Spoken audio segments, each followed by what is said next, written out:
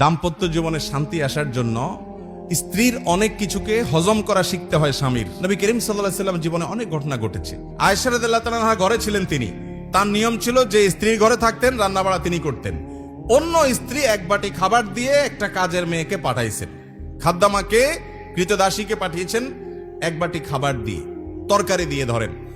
তো ভালো বুড়া রান্না করেছেন, রসুলের জন্য পাঠাইছেন। আয়েশা রাদিয়াল্লাহু তাআলা আনহা দরজা খুলে দেখলেন যে কাজের মেয়ে তরকারি নিয়ে আসছে আরেক স্ত্রীর ঘর থেকে।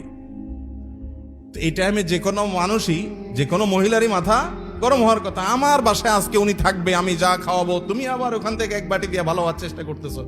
উনি বাটিটা ধরে ছুঁড়ে ফেলে দিলেন। বাটির সব তরকারি তো গেছে, বাটিও দুই টুকরা হয়ে গেছে, কাঁচের বাটি ছিল। এই দৃশ্য নবী করিম সাল্লাল্লাহু আলাইহি ওয়াসাল্লাম দেখার পর উনি বাইরে হয়ে আসলেন, যা উঠান থেকে নিজের হাতে সে ভাঙা বাটিটা নিয়ে আসলেন।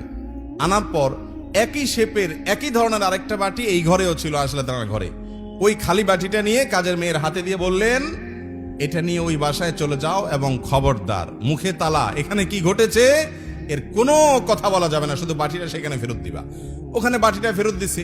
যিনি পাঠিয়েছেন তিনি মনে করেছেন যে কি, যে তরকারি রেখে কত সুন্দর করে ধুয়ে সাফ করে আবার বাটিটি দিয়েছে, তিনি অনেক খুশি।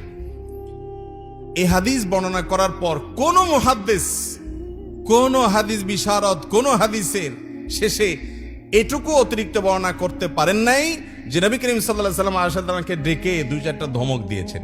আপনি আমি যদি হইতাম এই জায়গায়, আর কিছু না হোক, বোর্ড দিকে তাকায়া অন্তত বিরক্তির সুরে এটুকু তো বলতাম যে এটা কাজ করলা, তুমি বাটিটা ভেঙে ফেললা, তুমি তরকারি না নিতে বাটিটা ভেঙে ফেললা। নবী করিম সাল্লাল্লাহু আলাইহি ওয়াসাল্লাম একটি কথাও বলেছেন বলে কোনো বর্ণনায় পাওয়া যায় না। দাম্পত্য জীবনে শান্তি আসার জন্য স্ত্রীর অনেক কিছুকে হজম করা শিখতে হয় স্বামীর।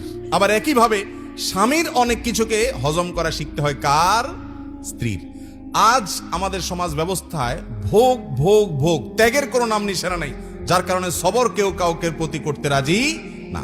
দাম্পত্য জীবনের শান্তির জন্য এই সবর এবং শুকর যা আল্লাহ তাআলা দিয়েছেন সেটার উপরে শুকরিয়া আদায় করার মানসিকতা থাকতে হবে, না হলে কোনোদিনই আপনি শান্তি পাবেন না।